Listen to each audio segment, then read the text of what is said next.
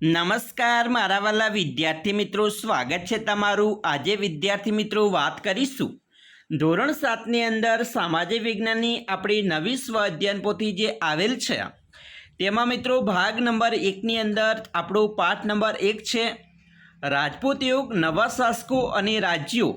આ મિત્રો પાના નંબર 52 થી 59ની અંદર ભાગ 1માં તમને મળી જશે। તેનું આપણે સંપૂર્ણ સોલ્યુશન આજે આ વિડીયોમાં કરીશું। ચાલો વિદ્યાર્થી મિત્રો વિડીયોની શરૂઆત કરીએ। તેના પહેલાં તમે ખાસ કરીને ચેનલમાં નવા છો તો વિદ્યાર્થી મિત્રો ચેનલને અવશ્ય સબસ્ક્રાઇબ કરી વિડીયોને લાઇક અને શેર કરવાનું ન ભૂલતા, જેથી કરી અમે તમારા સુધી ધોરણ 7ના મિત્રો તમામ વિડીયો છે એનું સોલ્યુશન મોકલી શકીએ। તો વિદ્યાર્થી મિત્રો પાઠ 1 રાજપૂત યુગ, નવા શાસકો અને રાજ્યો, જેમાં પ્રશ્ન નંબર 1 છે નીચે આપેલ દરેક પ્રશ્નના ઉત્તર માટે આપેલ વિકલ્પમાંથી સાચો વિકલ્પ શોધીને લખવાનો છે।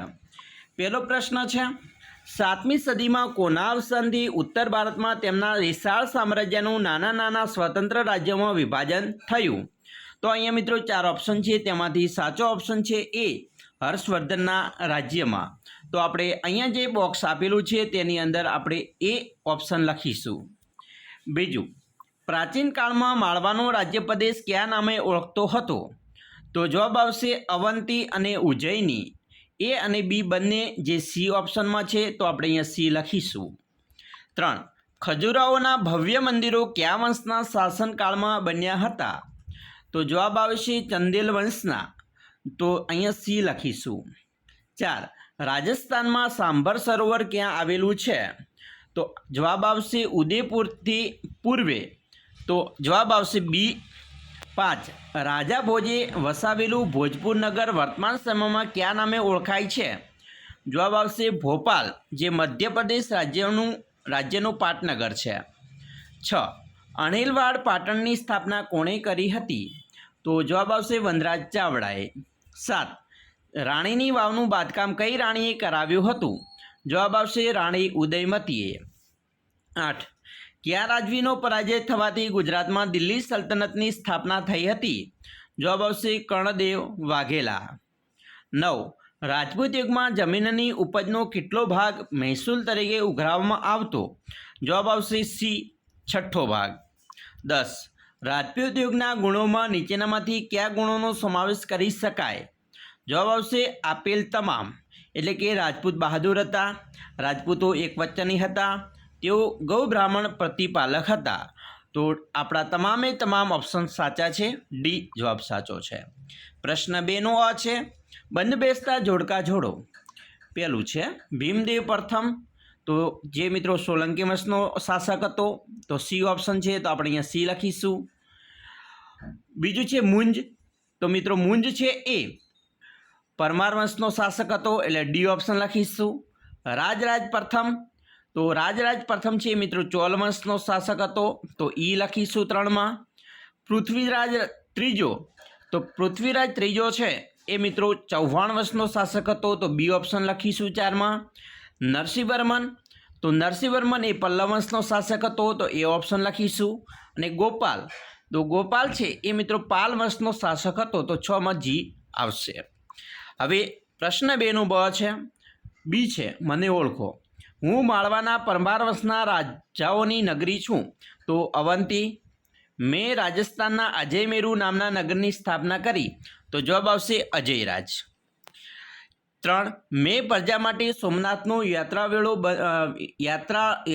વેરો બંધ કરાવ્યો હતો, તો રાજમાતા મિનળ દેવી।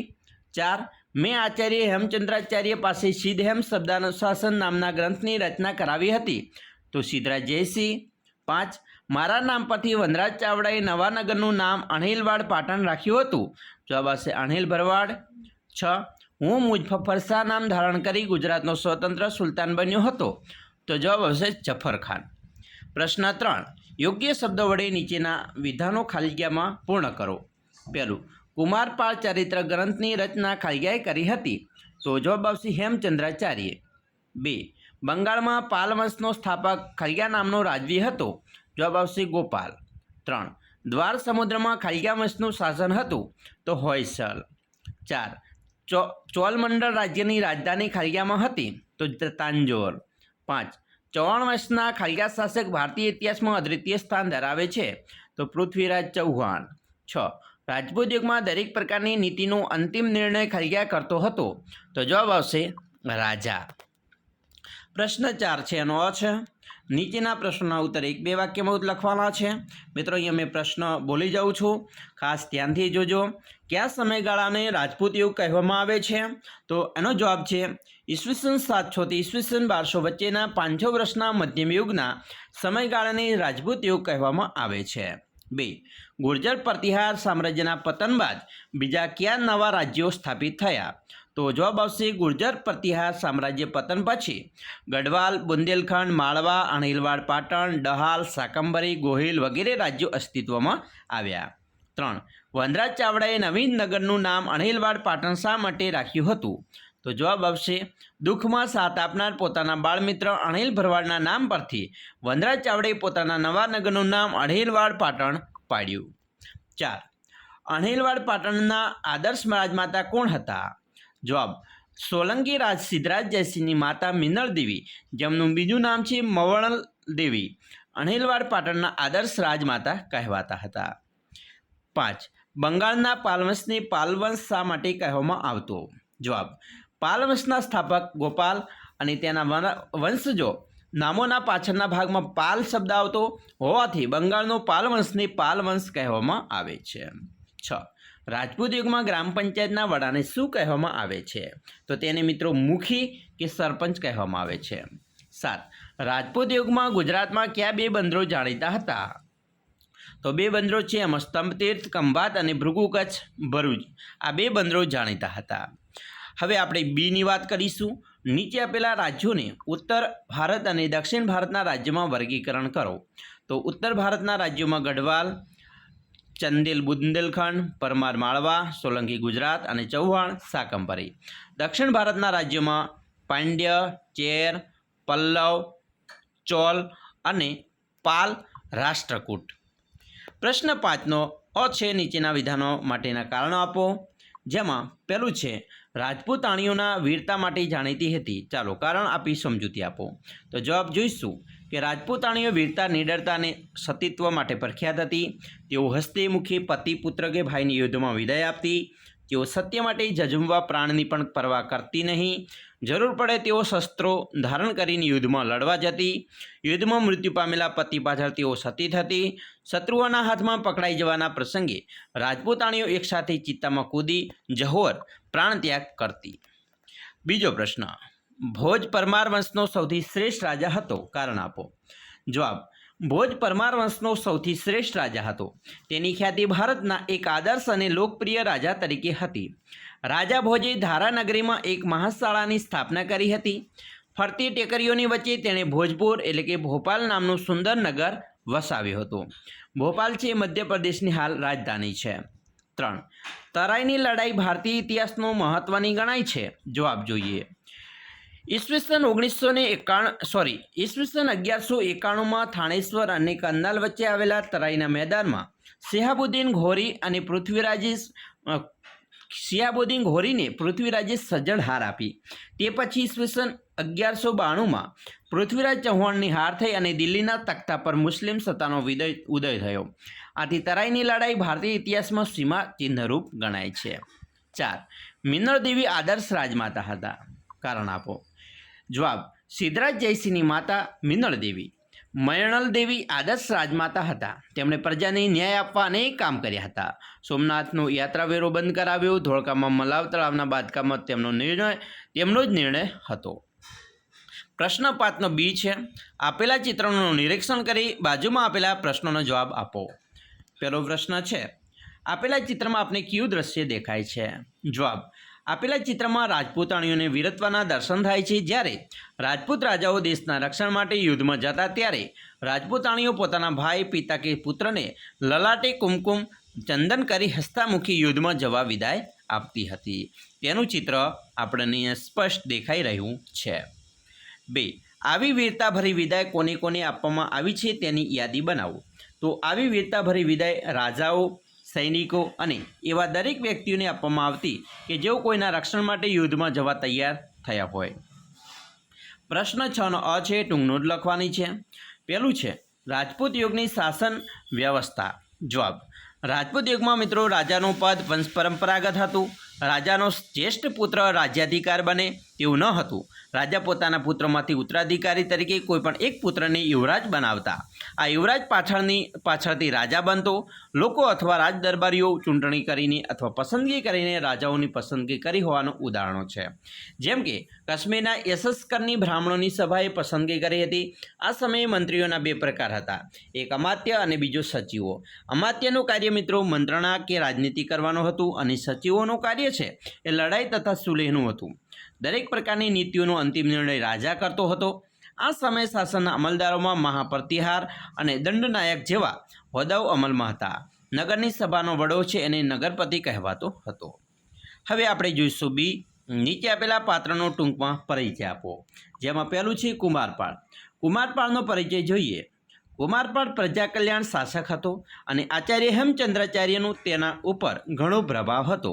તેમની પ્રેરણાથી રાજા કુમારપાળે રાજ્યમાં જુગારની રમત, પશુવધ ઉપર પ્રતિબંધ મૂક્યો હતો અને અહિંસાના પાલન માટે કડક આજ્ઞાઓ કરી હતી. કુમારપાળ ચરિત્ર ગ્રંથ લખીને હેમચંદ્રાચાર્ય આ રાજાની પ્રતિષ્ઠામાં વધારો કરેલ છે. હવે જોઈશું પૃથ્વીરાજ ત્રીજો. એના વિશે મિત્રો જોઈએ. પૃથ્વીરાજ ત્રીજો ભારતના ઇતિહાસમાં અદ્વિતીય સ્થાન ધરાવે છે. ઈસવીસન 1191માં થાણેશ્વર અને કંદાલ વચ્ચે આવેલા તરાઈના મેદાનમાં શિહાબુદ્દીન ઘોરીની પૃથ્વીરાજ ચૌહાણે સજ્જડ હાર આપી હતી. તે પછી ઈસવીસન 1192માં પૃથ્વીરાજ ચૌહાણ નિહાર થઈ અને દિલ્હીના તખ્તા પર મુસ્લિમ સત્તાનો ઉદય થયો. આથી તરાઈની 23 લડાઈ ભારતીય ઇતિહાસમાં સીમારૂપ ગણાય છે. સી. નીચેના પ્રશ્નોના ઉત્તર 2-3 વાક્યમાં લખવાના છે. જેમાં પહેલું છે કોઈપણ 5 રાજપૂત રાજ્યો અને તેમની રાજધાનીના નામ લખવાના છે. ચાલો, રાજ્ય છે ગઢવાલ, તો એની રાજધાની છે કનોજ અને કાશી. ચાલુક્ય વંશની રાજધાની વાતાપી છે. વરંગલનું કાકતયની રાજધાની વરંગલ છે. પલ્લવ વંશની કાંચીપુરમ. ચોલમંડળની તાંજોર છે. બીજો પ્રશ્ન. ઈસવીસન 1192માં તરાઈની લડાઈમાં પૃથ્વીરાજની જીત થઈ હોત તો શું થયું હોત, તેના વિશે આપનું મંતવ્ય જણાવો. તો અહીંયા આપણે મિત્રો જવાબ જોઈએ. ઈસવીસન 1192માં તરાઈના યુદ્ધમાં પૃથ્વીરાજ ચૌહાણની જીત થઈ હોત તો દિલ્હીની ગાદી પર રાજપૂત રાજાઓનું વર્ચસ્વ યથાવત રહત. ભારતમાં વિદેશી શાસકોનું શાસન ન સ્થપાત. વિદેશી શાસકોએ ભારતની પ્રજા પર જે જોર, જબરજસ્તી અને જુલ્મો અને લૂંટફાટ મચાવ્યા હતા તે કદાચ ન સહન કરવા પડત અને ભારત કદાચ વધારે સમુદ્ર દેશ હોત. રાજપૂત રાજાઓએ ભારતના લોકોના કલ્યાણ માટે ખૂબ જ સારા કાર્ય કર્યા હોત અને આપણા દેશ આજે વિજ્ઞાન, વેપાર, કૃષિ અને ટેકનોલોજીના ક્ષેત્રે ખૂબ આગળ પડતો દેશ હોત. ચાલો, ત્રીજું. રાજપૂતના સમયના કોઈ પણ એક રાજવંશનો પરિચય આપો. તો એની અંદર પણ મિત્રો અહીંયા લખી શકો છો કે સોલંકીઓના શાસનકાળને ગુજરાતના રાજપૂત શાસનનો સ્વર્ણયુગ ગણવામાં આવે છે. આ વંશમાં મૂળરાજ ભીમદેવ, સિદ્ધરાજ જયસિંહ, કુમારપાળ, ભીમદેવ બીજો વગેરે શક્તિશાળી શાસકો થઈ ગયા. સોલંકીઓના શાસનમાં ગુજરાત આર્થિક અને સાંસ્કૃતિક દ્રષ્ટિએ સમૃદ્ધ હતા. રાણી ઉદયમતીએ પાટણમાં વિશ્વ પ્રસિદ્ધ વાવ બનાવી હતી, જે રાણીની વાવ તરીકે ઓળખાય છે. સિદ્ધરાજ જયસિંહની માતા મિનળ દેવી આદર્શ રાજમાતા હતા. સોમનાથનું યાત્રાવેરો બંધ કરાવવામાં આવ્યો. ધોળકામાં મનાવ તળાવના નિર્માણમાં તેમનો નિર્ણય હતો.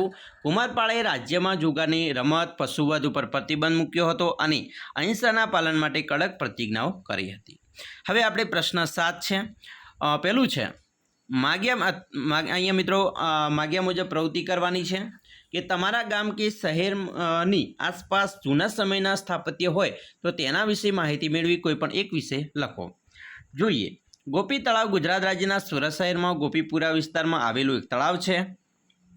ઈસવીસન 1510ની સભામાં માલિક ગોપી નામના સુરતના એક સમૃદ્ધ વ્યાપારી અને ગવર્નર દ્વારા બંધાવવામાં આવ્યું હતું. ઈસવીસન 2012માં આ તળાવનું નવીનીકરણ કરવામાં આવ્યું અને તેની આસપાસનો વિસ્તાર મનોરંજન સુવિધાઓ તરીકે વિકસાવવામાં આવી હતી. આના સિવાય મિત્રો તમે બીજું પણ લખી શકો છો. વિદ્યાર્થી મિત્રો, આ હતું તમારું પાઠ નંબર 1નું સંપૂર્ણ સ્વઅધ્યયન પોથી સોલ્યુશન. આશા રાખીએ છીએ તમને આપણો આ વિડીયો ખૂબ જ ગમ્યો હશે અને મિત્રો દરેક ભાગનું આપણે સોલ્યુશન ઝડપથી મૂકી રહ્યા છે. તો ચાલો વિદ્યાર્થી મિત્રો, તમારું સોલ્યુશન જોવાનું બાકી હોય તો ચેનલના પ્લેલિસ્ટમાં જઈને જોઈ શકો છો. અમને રજા આપશો તેના પહેલાં ખાસ ચેનલમાં નવા છો તો ચેનલને અવશ્ય લાઇક, શેર અને સબસ્ક્રાઈબ કરવાનું પણ ન ભૂલતા.